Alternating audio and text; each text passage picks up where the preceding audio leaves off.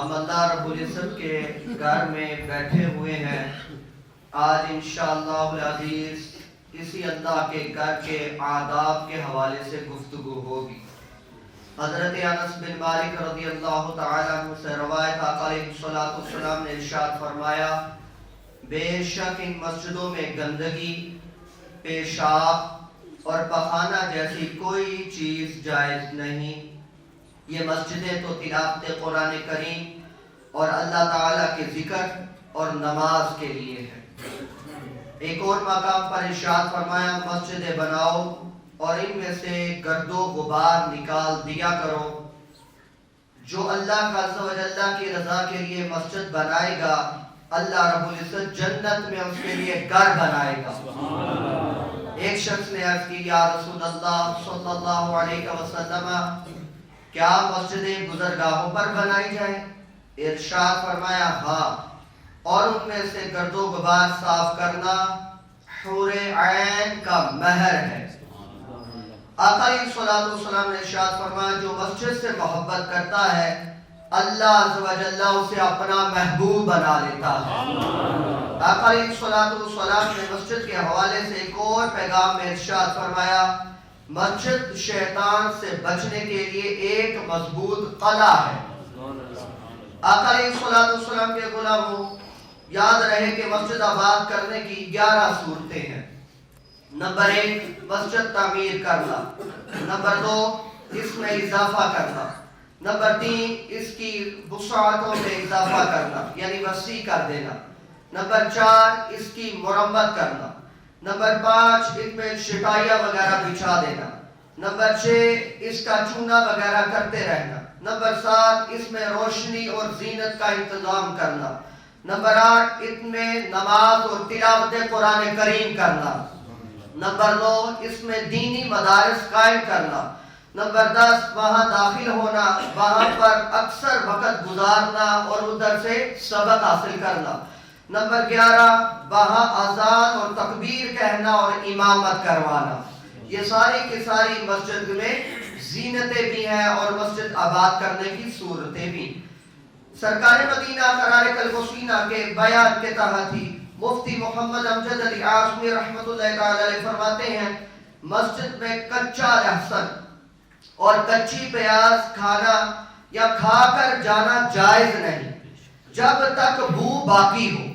اور یہی حکم ہر اس چیز کا ہے جس میں بو ہو، جیسے یہ لہسن سے ملتی جلتی کوئی بھی ترکاری وغیرہ ہو، مولی، کچا گوشت اور مٹی کا تیل اور وہ دیا سلائی جس کے رگڑنے سے بو اڑتی ہو. اسی وجہ سے یہ جو ماچس ہے نا، ماچس کی تیلی، اسی وجہ سے یہ بھی بنا ہے کیونکہ اس کی بھی سمیل ہے، بو ہے. اس وجہ سے اس میں بھی احتیاط لازم ہے. اسی وجہ سے ہم نے جب بھی ہیٹر چلاتے ہیں ہم دوسرا الیکٹریکل جو لائٹر ہے وہ رکھا ہوا ہے. بعض احباب تیزی کرتے ہیں اس کو جلاتے ہیں، تیلی کو وہ نہیں جلانی چاہیے. اسی طرح ری کا خارج کرنا وغیرہ وغیرہ.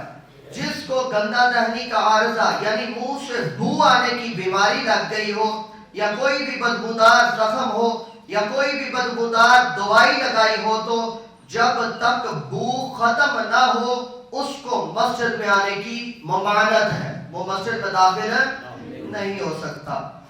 اسی طرح منہ سے بدبو آتی ہو تو مسجد کا داخلہ حرام ہے، یہاں تک کہ جس وقت منہ سے بدبو آ رہی ہو اس وقت باجماعت نماز پڑھنے کے لیے بھی مسجد میں آنا گناہ ہے، یعنی وہ داخل نہیں ہو سکتا. حضرت علامہ مفتی نعیم الدین مراد آبادی رحمۃ اللہ تعالی علیہ کا مبارکہ کے تحت فرماتے ہیں لباس زینت، اور ایک قول یہ ہے کہ کمی کرنا، خوشبو لگانا داخل زینت ہے، اور سنت یہ ہے کہ آدمی بہتر حیت یعنی صورت حال میں نماز کے لیے حاضر ہو کیونکہ نماز رب عز و جل سے مناجات ہے، تو اس کے لیے زینت کرنا، عطر لگانا بھی مستحب ہے.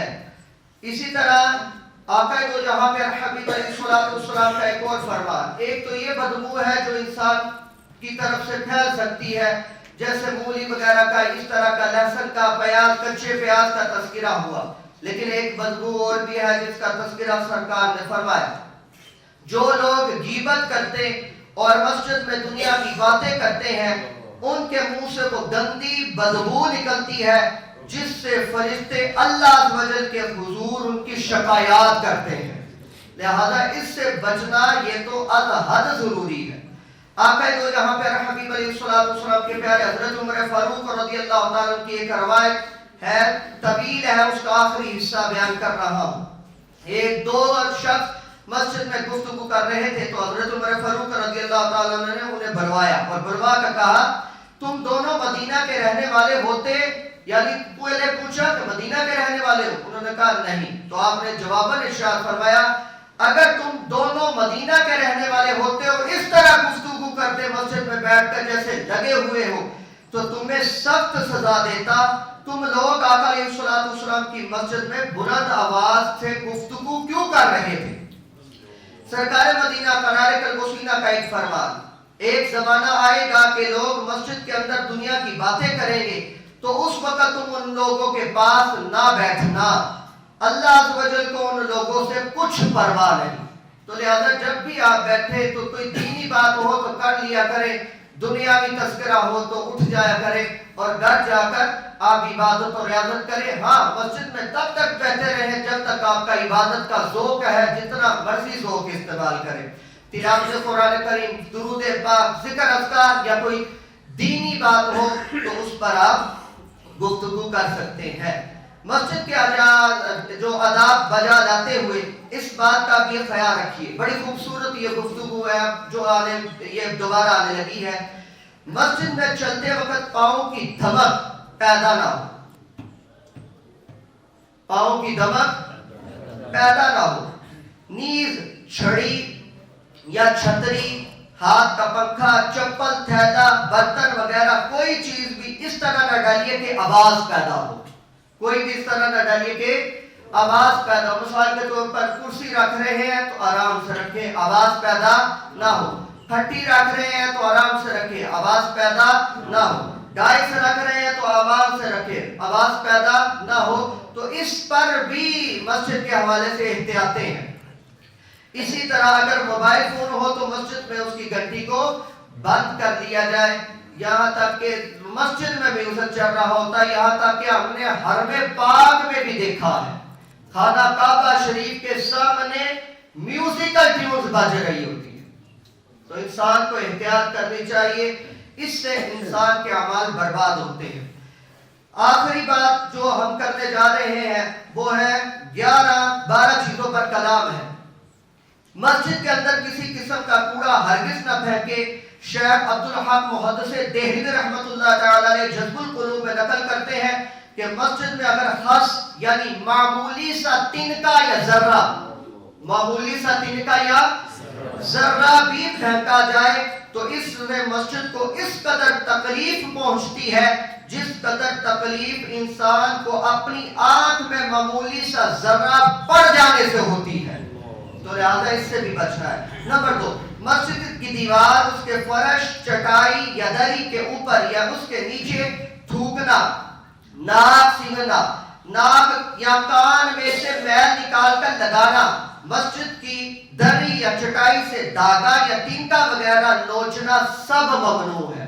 یہ ہم نہیں کر سکتے. نمبر 3، ضرورت مسجد کے اندر اپنے رومال وغیرہ سے ناک پونچھنے میں کوئی مذائقہ نہیں ہے، اپنا ناک صاف کر سکتے ہیں. نمبر 4، مسجد میں جھاڑو دینے میں جو گرد و غبار اور کوڑا وغیرہ نکلے وہ ایسی جگہ پر مت ڈالیے جہاں بے ادبی ہوتی ہو، یعنی اس کو بھی ادب والی جگہ پر رکھنا ہے. نمبر 5، جوتے اتار کر مسجد میں ساتھ لے جانا چاہے تو گرد وغیرہ سب باہر جھاڑ لیجئے.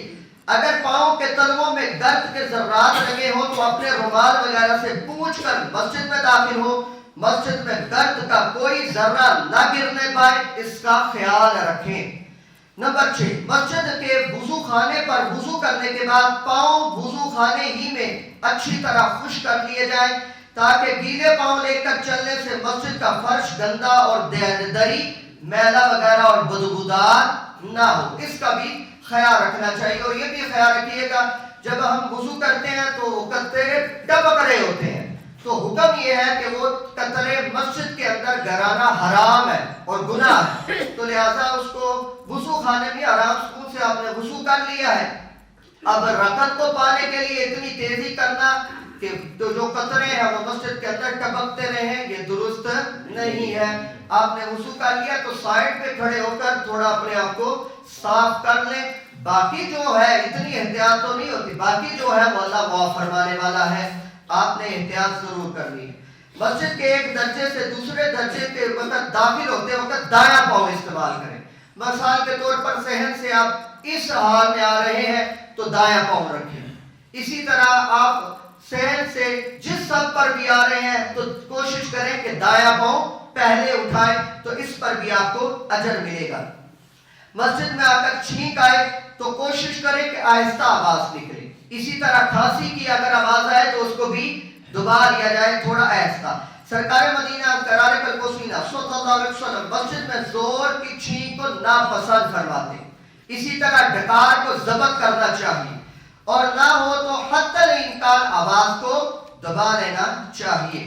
اسی طرح مسجد میں جو قہقہ لگا دیا جاتا ہے یعنی اونچی آواز سے ہنسنا، یہ مسجد میں ہنسنا یہ قبر میں اندھیرا لاتا ہے، اس سے بھی بچنا ہے۔ ہاں اگر آپ نے ہنسنا نہیں مسکرانا، مسکرانے میں آواز پیدا نہیں ہوتی، تو مسکرانا اور ہے یہ سرکار کی سنت ہے، اور قہقہ یہ شیطان کی طرف سے ہے۔ ویسے ہی ممنوع ہے، یعنی ہنسنا ہنسی مذاق ویسے ہی ممنوع ہے، اور مسجد میں سخت ناجائز۔ مسجد میں حدث کرنا یعنی بولو براز اور اس طرح کی کوئی بھی ری خارج کرنا یہ سب منع ہے۔ قبلے کی طرف پاؤں پھیلانا تو ہر جگہ منع ہے، قبلے کی طرف پاؤں پھیلانا تو ہر جگہ منع ہے۔ مسجد میں کسی طرف نہ پھیلائے کہ یہ خلاف ادب دربار ہے، یعنی مسجد میں ادھر بھی پاؤں نہیں پھیلانے، ادھر بھی اور قبلہ طرف چاروں سمتیں پاؤں نہیں پھیلائیں گے۔ حضرت سیدھی سکتی مسجد میں تنہا بیٹھے تھے، پاؤں پھیلا لیا، گوشہ مسجد حاطب کیفی سے آواز آئی، سری بادشاہوں کے حضور یوں ہی بیٹھتے ہیں؟ بادشاہوں کے حضور کیا جملہ ہے، بادشاہوں کے حضور یوں ہی بیٹھتے ہیں؟ کہتے ہیں آپ نے جب سے یہ جملہ سنا نا، آپ نے مرتے وقت ہی جب آپ فوت ہوئے تھے اس وقت آپ کی ٹانگیں سیدھی ہوئی تھی، وگرنہ آپ ٹانگیں نہیں تھی سیدھی کرتے، اتنی آپ نے سپیڑ لی۔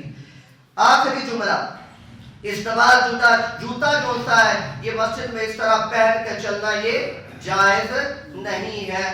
تو یہ مسجد کے چیدہ جو مسائل تھے وہ آپ کے گوش گزار آداب کی صورت میں کر دیے گئے۔ اللہ رب العزت کی بارگاہ بے کس پناہ دعا گو ہے اللہ تعالیٰ اپنے در کی ہم سب کو ادب کرتے رہنے کی توفیق عطا فرمائے۔